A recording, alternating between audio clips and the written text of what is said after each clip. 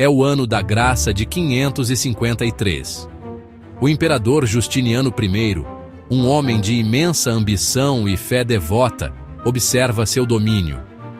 Ele sonha com um império restaurado, estendendo-se das areias da Síria aos pilares de Hércules, unido não apenas pela lei e legiões romanas, mas por uma única fé cristã ortodoxa. No entanto, esse sonho é ameaçado por um profundo e amargo abismo teológico que divide seus súditos, particularmente nas vitais províncias orientais: Egito, Síria. Essas regiões estão repletas de cristãos que se recusam a aceitar a definição oficial da natureza de Cristo, uma definição elaborada um século antes, no Concílio da Calcedônia. Eles a veem como uma traição à verdadeira fé, e sua dissidência é uma fonte constante de instabilidade. Justiniano entende que a conquista militar por si só não pode garantir seu império. Os corações e mentes do povo são o verdadeiro alicerce de seu poder, e seus corações estão divididos sobre o próprio Jesus. O imperador enfrenta um dilema monumental. Deve ele manter-se firme na doutrina estabelecida, impondo a pureza teológica? Ou deve ele buscar um compromisso político, uma concessão teológica projetada para apaziguar as facções dissidentes? A própria alma do Império Romano Cristão está em jogo. Nesta atmosfera carregada, Justiniano elabora um plano audacioso. Ele convocará outro grande concílio da Igreja, uma reunião de bispos de todo o mundo. O plano era condenar um conjunto de escritos e autores particularmente ofensivos à sensibilidade monofisita. Essa coleção de escritos e autores ficou conhecida como os 3 capítulos. É um jogo delicado e de alto risco de diplomacia teológica, onde as peças são bispos e o tabuleiro é a própria definição da fé cristã. O palco está montado para um confronto dramático entre o poder imperial e a consciência eclesiástica. A estratégia de Justiniano foi um poderoso testemunho do emaranhado intricado de fé e poder que passou a definir o mundo cristão. Para entender a crise que Justiniano enfrentava, precisamos viajar no tempo, para os campos de batalha teológicos do século V. O cerne da disputa era uma pergunta simples de fazer, mas profundamente difícil de responder: quem é Jesus Cristo? Por séculos, os cristãos afirmaram que ele era tanto Deus quanto homem. Mas como essas duas realidades coexistiam em uma única pessoa? Uma das primeiras tentativas de explicar esse mistério foi posteriormente rotulada de nestorianismo. Seus proponentes falavam das naturezas de uma forma que parecia implicar duas pessoas separadas: o Filho de Deus e o homem Jesus. Para seus oponentes, isso soava como se dividisse Cristo, minando a própria essência da salvação. Em reação direta a essa percepção, surgiu o monofisismo. O termo significa uma natureza. Os monofisitas acreditavam que, após a encarnação, havia apenas uma natureza divino-humana. Para eles, a humanidade de Cristo era absorvida na divindade, como uma gota de mel se dissolvendo no mar. Essa visão era forte nos centros intelectuais de Alexandria e nas províncias da Síria. Lá se tornou parte da identidade cristã e um símbolo de resistência a Constantinopla. As diferentes visões provocaram tumultos nas ruas, deposição de bispos e hierarquias eclesiásticas rivais. Os monofisitas viam a Igreja Imperial como comprometida. Eles achavam sua fé mais pura e mais autêntica. O desacordo se entrelaçou com identidades regionais, orgulho cultural e ressentimento contra o poder do imperador e do patriarca de Constantinopla. A divisão era teológica e política. As regiões monofisitas do Egito e da Síria eram o celeiro e zonas de amortecimento estratégico. Sua alienação era uma ameaça à segurança imperial. Este era o cenário volátil que Justiniano herdou. Ele não era apenas um imperador gerindo teologia. Era um governante tentando manter unido um império fraturado. No ano 451, um século antes do concílio de Justiniano, a Igreja tinha feito sua tentativa mais definitiva para resolver essa questão. realizado na cidade de Calcedônia. Após debates tumultuados, os bispos produziram uma declaração de fé que se tornaria a pedra angular da cristologia ortodoxa. A definição de Calcedônia foi uma obra-prima de equilíbrio teológico, cuidadosamente elaborada para navegar entre os erros percebidos. O cerne da definição é sua declaração de que Jesus Cristo é um e o mesmo Filho, perfeito em divindade e perfeito em humanidade. A passagem crucial afirma que este único Cristo deve ser reconhecido em duas naturezas: inconfundivelmente, imutavelmente, indivisivelmente, inseparavelmente. Cada um desses 4 advérbios era um baluarte contra uma heresia específica. Inconfundivelmente e imutavelmente eram direcionados aos monofisitas, insistindo que a divindade não absorvia a humanidade. Indivisivelmente e inseparavelmente eram direcionados aos nestorianos, afirmando que as naturezas estão unidas em uma pessoa.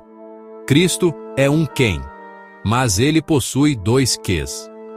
Para as igrejas de Roma e Constantinopla, esta foi uma clarificação triunfante da fé apostólica.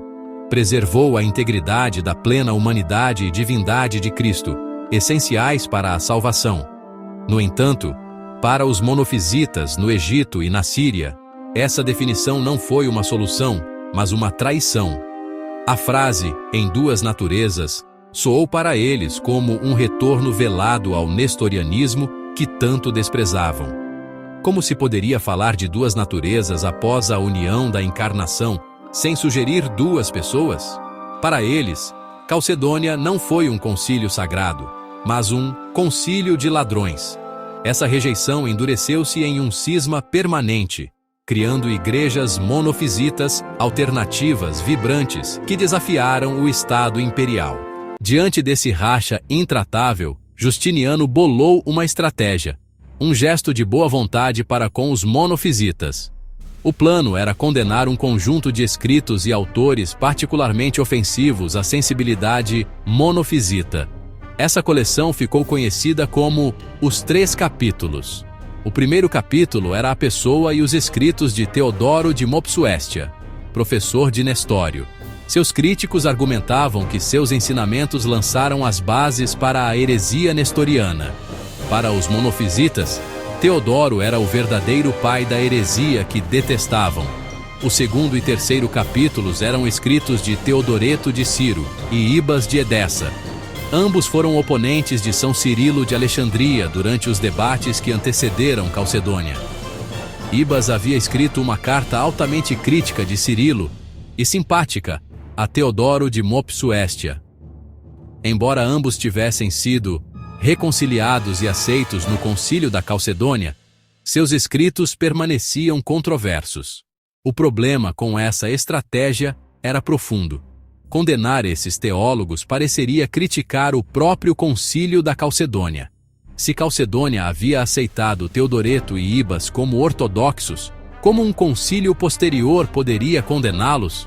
Para muitos no Ocidente, o projeto de Justiniano era uma perigosa revisão da história. Parecia sacrificar o princípio teológico no altar da conveniência política. Os 3 capítulos tornaram-se o ponto focal explosivo da busca de Justiniano pela unidade. Justiniano não era um homem que aceitava um não como resposta. Como regente de Deus na terra, ele perseguiu esse objetivo com toda a força. Em 544, ele emitiu um edito condenando unilateralmente os 3 capítulos, esperando que os bispos se alinhassem. No Oriente, muitos relutantemente obedeciam. No Ocidente, a reação foi choque e indignação. A figura central da resistência ocidental foi o Papa Vigílio, defensor do Concílio de Calcedônia. Para Vigílio, o édito era um abuso do poder imperial e uma traição à Calcedônia. Vigílio recusou-se a endossar, preparando um confronto. Justiniano, determinado, recorreu ao poder bruto. Em 545, ordenou a prisão de Vigílio em Roma e o levou à força para Constantinopla. Durante anos, Vigílio foi um prisioneiro virtual, sujeito à pressão psicológica intimidação e abuso físico. Justiniano exigiu que Vigílio consentisse e presidisse um novo concílio. O Papa estava numa posição impossível. Se desafiasse o imperador, arriscaria a vida e um cisma. Se cedesse, trairia sua consciência e o Ocidente, sendo visto como fantoche. Após anos de hesitação e declarações contraditórias, Vigílio finalmente capitulou. Concordou com o imperador e condenou os 3 capítulos. Isso abriu caminho para o Segundo Concílio de Constantinopla, em 553. O concílio foi dominado por bispos orientais sob o controle do imperador. Eles anatematizaram formalmente os 3 capítulos. Vigílio inicialmente boicotou o concílio, mas, quebrado, acabou consentindo. O imperador havia vencido, dobrando o papado à sua vontade, e usando o concílio para promulgar sua agenda política e teológica. A vitória de Justiniano, no entanto, revelou-se uma vitória de Pirro. O Segundo Concílio, que pretendia ser um instrumento de reconciliação, acabou semeando mais discórdia. Os monofisistas permaneceram não convencidos. Embora apreciassem a condenação de figuras que consideravam hereges, eles viram a jogada pelo que realmente era, um cálculo político. O concílio havia condenado os 3 capítulos, mas também reafirmou a autoridade do concílio de Calcedônia. Uma vez que sua objeção fundamental era a própria fórmula das 2 naturezas, a condenação não foi suficiente para trazê-los de volta. Enquanto isso, no Ocidente, a decisão foi recebida com forte oposição e escândalo. O que Justiniano via como um pequeno ajuste, cristãos ocidentais viam como uma traição catastrófica da fé. A imagem do Papa sendo pressionado foi profundamente prejudicial ao prestígio do papado. Isso desencadeou um grande cisma dentro da própria Igreja Ocidental. Os bispos do norte da África, de Milão, Aquileia, romperam a comunhão com Roma, acusando o Papa Vigílio de heresia e apostasia. Este cisma, conhecido como o Cisma dos 3 capítulos, duraria décadas, em algumas áreas por mais de um século.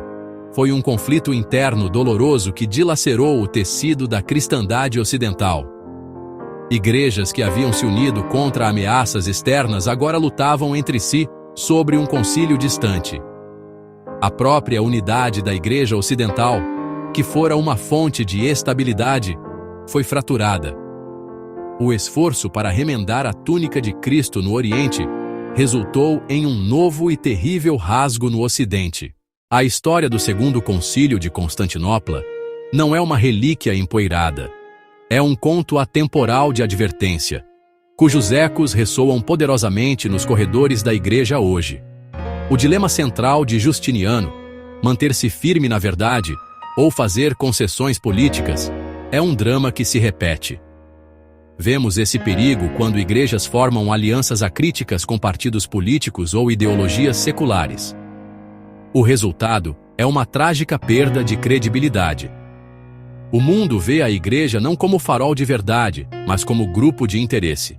A tentação de manipular a teologia para objetivos institucionais permanece potente. Isso cria uma unidade aparente baseada não em amor por Cristo, mas em oposição a um bode expiatório teológico. A verdadeira unidade não pode ser imposta de cima. Ela deve crescer enraizada em compromisso com Jesus Cristo. A lição final é um chamado de volta ao centro. Os cismas aconteceram porque seres humanos desviaram seu foco do Salvador para os sistemas de poder. A conclusão não é se afastar do mundo, mas engajá-lo a partir de fidelidade inabalável a Cristo. O verdadeiro poder da Igreja não reside em editos imperiais ou alianças políticas, mas no amor radical demonstrado na cruz, na esperança transformadora da ressurreição e na simples proclamação de que Jesus Cristo é o Senhor. Quando a Igreja se lembra disso, ela pode ser um verdadeiro agente de cura, vivendo sua mensagem com coragem e graça.